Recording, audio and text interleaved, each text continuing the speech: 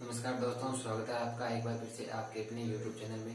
दोस्तों, आज का मेरा टॉपिक है वो है फीमेल रिप्रोडक्शन सिस्टम पर सेकंड लेक्चर कैसे है, क्योंकि मैंने पहला लेक्चर पढ़ा था, उसमें हमने एक फीमेल रिप्रोडक्शन के अंतर्गत आने वाले मुख्य प्रजनन अंग यानी कि ओवेरी या अंडाशय के बारे में अध्ययन किया था। यदि आप अभी तक उस वीडियो को नहीं देख पाए हैं तो उसका लिंक डिस्क्रिप्शन में आपको मिल जाएगा, चेकआउट कर लें। और तो इसके बारे में मैंने पढ़ लिया था। और आगे की जो संरचनाएं थी फीमेल रिप्रोडक्शन में वो थी फैलोपियन ट्यूब, इसको अंडवाहिनी या डिम्बवाहिनी कहा जाता है। और इसके बाद गर्भाशय,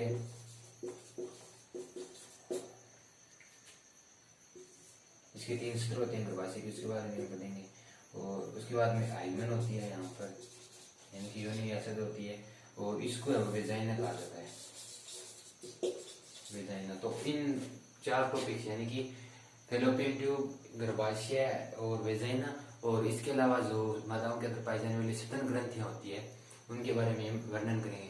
तो चलिए क्लास को शुरू करते हैं। लेकिन उससे पहले यदि आप चैनल पर पहली बार आए हैं तो चैनल को सब्सक्राइब जरूर से करें, नोटिफिकेशन बेल को ऑन कर लीजिए। धन्यवाद। अब हम बात करते हैं फैलोपियन ट्यूब, अंडवाहिनी, डिम्बवाहिनी, और इसको अफ्टी के नाम से, शॉर्ट फॉर्म अफ्टी से जाना जाता है। तो इसकी संरचना में जैसे कि ये था ओवेरी या अंडाशय। तो अंडाशय से जुड़ा हुआ नलिका नुमा या एक नलिका, उसको अंडवाहिनी कहा जाता है, जो अंडे का स्थानांतरण करती है, अंडाशय से निषेचन के लिए आगे ले जाती है। तो इसके 3 भाग होते हैं, यानी कि यह 3 भागों से मिलकर बनी होती है। तो पहला तो जैसे कि अंडाशय इतना, सिर्फ इतना ये, तो वह भाग जो अंडाशय से जुड़ा हुआ रहता है उसको कहा जाता है कीपक, इंग्लिश में इनफंडिबुलम। इंग्लिश वाला याद नाम रखें, इनफंडिबुलम। तो अंडाशय से जुड़ा हुआ है, तो इसका जैसे कि ये इतना भाग ये कीपक कहलाता है। तो इसका कार्य क्या होता है, यानी कि अंडाशय से अंडे का ग्रहण करना, यानी कि कीपनुमा संरचना होती है जो अंडे को ग्रहण करती है। जैसे कि ये यहाँ पर अंडाशय है तो ये ग्रहण करेगा अंडा, और यहाँ पर एक छिद्र पाया जाता है, यानी कि कीपक या इनफंडिबुलम में पाए जाने वाले छिद्र को क्या कहा जाता है। तो एक नंबर पूछा जा सकता है तो ओस्टियम कहा जाएगा। कीपक में पाए जाने वाले छिद्र को ओस्टियम कहा जाता है, जिसके द्वारा अंडे का है वो ग्रहण किया जाता है। उसके बाद आता है मध्य भाग, यानी कि अंडवाहिनी का मध्य भाग। मध्य भाग को कहा जाता है एम्पुला, एम्पुला या तुम्बिका, यानी कि अंडवाहिनी नलिका का मध्य भाग है वो एम्पुला कहा जाता है। और तीसरा होता है ईस्थमस।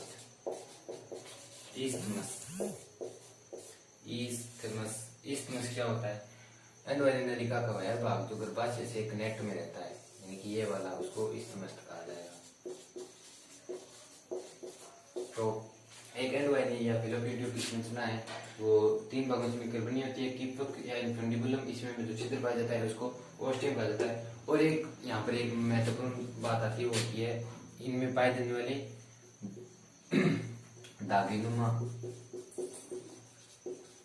दागिनुमा संरचनाएं पाई जाती है इस छिद्र के ऊपर, उनको फंबरी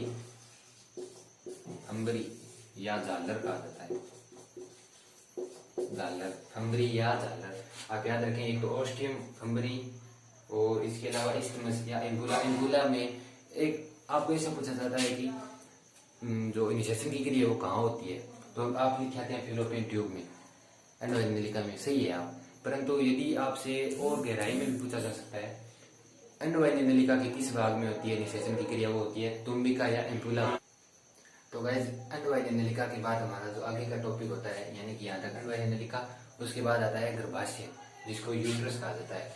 तो जो गर्भाशय होता है मनुष्य में 2 गर्भाशय मिलकर बने होते हैं, यानी कि इसका आधा पार्ट ये हो गया, इसका आधा पार्ट ये हो गया, तो 2 गर्भाशय मिलकर बनते हैं। इस प्रकार के गर्भाशय को सिंप्लेक्स प्रकार का गर्भाशय कहा जाता है। और मनुष्य में इसका आकार है वो नाशपति के आकार का होता है। तो गर्भाशय के सत्रों की बात करें तो जो गर्भाशय है वो 3 मोटे पेशीय सत्रों से मिलकर बना होता है। तो सबसे आंतरिक स्तर ये वाला, यानी कि ये भी इसको कहा जाता है एंडोमेट्रियम। और एंडोमेट्रियम स्तर होता है वो ग्रंथि कला कोशिकाओं का बना होता है एंडोमेट्रियम। उसके बाद आता है मायोमेट्रियम यानी कि मध्य का स्तर, उसको मायोमेट्रियम कहा जाएगा। और सबसे आंतरिक स्तर को कहा जाएगा पेरीमायोमेट्रियम, पेरीमायोमेट्रियम। तो गर्भाशय के 3 स्तर है, वो 1-2 नंबर में पूछे जा सकते हैं कि गर्भाशय के तीनों स्तरों के नाम लिखिए। तो एंडोमेट्रियम, मायोमेट्रियम और पेरीमायोमेट्रियम। और जो गर्भाशय का मुख्य भाग होता है ऊपर वाला, इसको कहा जाता है बॉडी या कार्ड। और गर्भाशय है वो आगे एक योनि में खुलता है, यानी कि योनि में खुलता है। और गर्भाशय का निचला संकीर्ण भाग जो योनि में खुलता है, यानी कि इसके बाद यहाँ पे से योनि शुरू होती है। और यह गर्भाशय का यह भाग कहलाता है जो योनि में खुलता है, गर्भाशय गिरवा, गर्भाशय गिरवा कहा जाता है। तो गर्भाशय की आवश्यकता है वो क्यों हुई? तो इस गर्भाशय में ही भ्रूण का रोपण होता है, पोषण होता है, यानी कि भ्रूण रोपण व पोषण गर्भाशय में संपन्न होता है। और जो भ्रूण होता है वह गर्भाशय में रोपण की संरचना द्वारा होता है, उसको अपरा या प्लेसेंटा कहा जाता है। अपरा या प्लेसेंटा, अपरा या प्लेसेंटा बहुत ही इंपॉर्टेंट क्वेश्चन है बायोलॉजी का। अपरा या प्लेसेंटा क्या होता है? और गर्भाशय की 3 स्तरों के नाम, यहाँ पर 2 मुख्य इंपॉर्टेंट प्रश्न आए हैं इस टॉपिक में, गर्भाशय। तो उसके बाद यानी कि गर्भाशय के बाद हमारा अगला टॉपिक है वो है वेजाइना या योनि। तो योनि होती है वो मादा शरीर में है वो 5 से 7 सेंटीमीटर लंबा, यानी कि इसकी लंबाई, इस मार्ग की लंबाई है मादा के शरीर में 5 से 7 सेंटीमीटर तक होती है। और इसका प्रमुख कार्य क्या होता है? मैथुन के दौरान, यानी कि सेक्स के दौरान शुक्राणुओं को ग्रहण करना, शुक्राणु ग्रहण करना। और एक इसका मुख्य इंपॉर्टेंट कार्य होता है वो होता है जब शिशु का जनन हो रहा होता है तो जनन मार्ग की भांति कार्य करना, जनन मार्ग। तो ये 2 मुख्य इंपॉर्टेंट है वो इसकी वेजाइना योनि के कार्य होता है। और इसमें क्या होता है? लैक्टोबैसिलाई जीवाणु पाया जाता है, लैक्टोबैसिलाई नामक जीवाणु पाया जाता है। और यह जीवाणु वो अम्लीय स्राव मुक्त करता है, परिणाम स्वरूप है वो योनि का मार्ग अम्लीय हो जाता है और शुक्राणुओं के लिए प्रतिकूल रहता है, यानी कि इस मार्ग में शुक्राणु जीवन यापन नहीं कर पाते। परिणाम स्वरूप जो 7 ml स्राव होता है योनि में शिशन के द्वारा स्थानांतरित, उसमें से मात्र 1-2 शुक्राणु बचते हैं जो निषेचन की क्रिया में सहायता करते हैं। तो इस लैक्टोबैसिलाई जीवाणु के द्वारा स्रावित अम्लीय माध्यम के कारण वो शुक्राणु है वो बाकी शुक्राणु नष्ट हो जाते हैं। और इसके अलावा इसकी भित्तियों में, यानी कि वेजाइना की भित्तियों में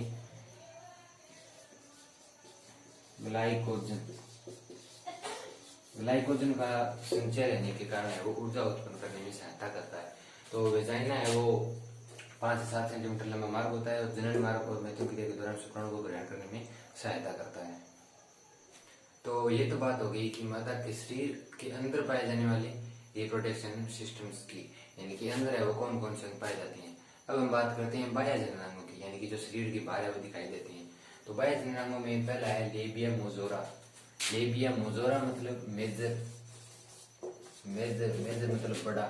तो लेबिया मोजोरा का मतलब होता है वृहत प्रकोष्ठ।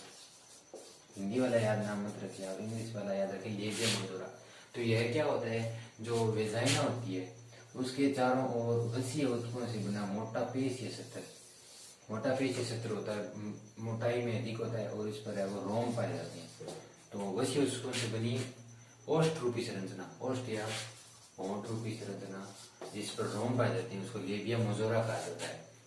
मेजर मोजोरा नाम से आप याद रख सकते हैं। नेक्स्ट है लेबिया माइनोरा। माइनर मतलब छोटा, तो लेबिया माइनर का अर्थ हो गया। अगले इसका बृहत प्रकोष्ठ, माइनर का मतलब तो इसको कहा जाता है अलग प्रकोष्ठ, अलग प्रकोष्ठ। इंग्लिश वाला याद नाम रखें आप, लेबिया माइनोरा। तो यह क्या होता है? उसको है वो वर्षण कोष के संजात अंग माना जाता है। जो नर का वर्षण होता है, वर्षण कोष होता है, उसके संजात अंग है वो लेबिया माइनोरा का माना जाता है। और यह जो है वृहत प्रकोष्ठ के आंतरिक में ओष्ठ रूपी संरचना होती है और यह भी वसीय ऊतकों से मिलकर बनी होती है। ठीक है। नेक्स्ट है क्लिटोरिस या बक्सेट। तो इसको है वो शीशन के संजात अंग माना जाता है। आपसे इस प्रकार से पूछा जा सकता है कि मादा में वो नर के शिश्न की समझातन कौन सा होता है और वृषण कोश के समझातन कौन सा होता है, ये इस प्रकार से पूछा जा सकता है। तो आप याद रखिए, शिश्न के समझातन क्लिटोरिस होता है और इस पर क्या होता है कि व्रणकलिकाएं है वो क्लिटोरिस या बगसेप, इसको हिंदी में बगसेप कहा जाता है, पर इस पर पाई जाती है। और इस व्रणकलिकाओं के कारण जो क्लिटोरिस पर पाई जाती है मादा में वो लैंगिक उत्तेजना यानी कि क्लिटोरिस पर पाई जाने वाली व्रणकलिकाओं के कारण मादा में वो सेक्स अट्रैक्शन उत्पन्न होती है। तो नेक्स्ट है प्यूबिस मुंड। तो यह क्या होता है, एक और होता है प्यूबिस सिम्फाइसिस।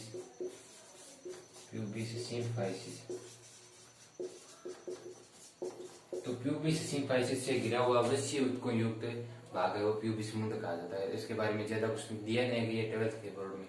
और नेक्स्ट है प्रज्ञान। प्रज्ञान क्या होता है, एक दरारनुमा संरचना होती है, दरारनुमा संरचना पर प्रज्ञान कहा जाता है। तो इस प्रकार से होती है, ये प्यूबिस मुंड हो गया और उसके बाद दरारनुमा संरचना और इनकी आगे है वो योनि होती है, ठीक आगे। तो इस प्रकार से वो बाह्य जनांगों के रूप में labia majora, labia minora, clitoris, pubis मुंड और प्रज्ञान पाए जाते हैं। अब हम बात करते हैं स्तन ग्रंथियां या बक्स या ब्रेस्ट की। तो यह जो होता है वो संख्या में दो या एक जोड़ी है वो मादा में वो बक्सीय भाग में पाए जाते हैं। उभरी हुई संरचना होती है और नर में है वो इनका अभाव या अवशेषीय के रूप में, या अभाव तो नहीं कह सकते हम, अवशेषीय के रूप में वो कह सकते हैं, अवशेषीय होती है नर में, परंतु मादा में है वो उभरी हुई संरचना में पाई जाती है। तो इन स्तनों या वक्ष का निर्माण है वो स्तन ग्रंथियां करती है, स्तन ग्रंथियां। और स्तन ग्रंथियां का निर्माण कौन करती है, स्तन ग्रंथियों का निर्माण करती हैं, यानी कि एक स्तन ग्रंथि में है वो 15 से 20 नलिकीय या कुपिकीय कोष्ठ पाए जाते हैं, नलिकीय कोष्ठ। और इन नलिकीय कोष्ठों में है वो दूध नलिकाएं या लेक्टिफेरिस। दूध नलिकाओं क्या कहते हैं आप याद रखिए, इंग्लिश में लेक्टिफेरिस कहा जाता है। और ये 15 से 20 लेक्टिफेरिस यानी 15 से 20 लेक्टिफेरिस मिलकर हुए वर्णंकित उभरी हुई संरचना में खुलते जिनको चून चुक या निप्पल कहा जाता है, निप्पल। आपने देखा होगा जो होते हैं नर, उनमें वो अवशेषीय ग्रुप में यह पाई जाती है। इस प्रकार से वो वर्णंकित संरचना इसको चूचू कहा जाता है। और मादा में वो इस प्रकार से उभरी हुई संरचना के रूप में वक्ष है वो या स्तन है वो पाए जाते हैं। तो इनके द्वारा वो दूध का श्रवण किया जाता है, दूध का श्रवण। और दूध श्रवण पर नियंत्रण कौन कौन से हार्मोन रखते हैं, यह पूछा जा सकता है, कई बार पूछा गया है। तो प्रोजेस्टेरोन, एस्ट्रोजन, ऑक्सीटोसिन और प्रोलैक्टिन, सोमेटोस्टेटिन। तो ये कुछ 4-5 हार्मोन है वो दूध श्रवण पर नियंत्रण करते हैं, प्रोजेस्टेरोन, एस्ट्रोजन, प्रोलैक्टिन और सोमेटोस्टेटिन हार्मोन। और इसके अलावा बात आती है कि जो दूध श्रवण होता है वो शिशु को 5 से 6 महीने तक, जन्म के 5 से 6 महीने तक है वो स्तनपान की सलाह दी जाती है। तो इसका कारण क्या होता है कि जो यह जो दूध होता है इसमें कैल्शियम, पोटेशियम और इसके अलावा शर्करा, विटामिन, वसा और शिशु के लिए संपूर्ण आहार यानी कि कुछ हार्मोन वगैरह भी वो पाए जाते हैं। इसलिए 5 से 6 महीने तक वो स्तनपान की सलाह दी जाती है। सो गाइस, अब आपको पूछ लिया जाए कि जो रिप्रोडक्शन की सिस्टम की क्रिया होती है यानी कि जनन की क्रिया होती है, तो उसमें ज्यादा हिस्सा है वो किसका रहता है, एक तो नर होता है, एक मादा होता है लैंगिक जनन के दौरान। तो नर का ज्यादा महत्व होता है या मादा का, यानी कि ज्यादा भूमिका का कौन निभाता है, महत्व तो दोनों का ही होता है, तो ज्यादा भूमिका कौन निभाता है, तो इसका आंसर होगा मादा। यानी कि एक हो गया शुक्राणु ग्रहण करना, पहला तो कार्य शुक्राणु ग्रहण करना, उसके बाद निषेचन, उसके बाद भ्रूण का रोपण, उसके बाद परिवर्धन में विकास, यानी कि भ्रूणीय परिवर्तन और जो अन्य क्रियाएं होती है विकास। और नेक्स्ट में जब बच्चा उत्पन्न होगा उसके बाद उसको दूध श्रवण या दूध पिलाना, तो ये कई क्रियाएं हैं वो एक मादा में संपन्न होती है। तो इसीलिए कहा जाता है कि जो एक निषेचन की या सॉरी रिप्रोडक्शन की क्रिया होती है उसमें मादा है उसकी भूमिका ज्यादा होती है नर की तुलना में।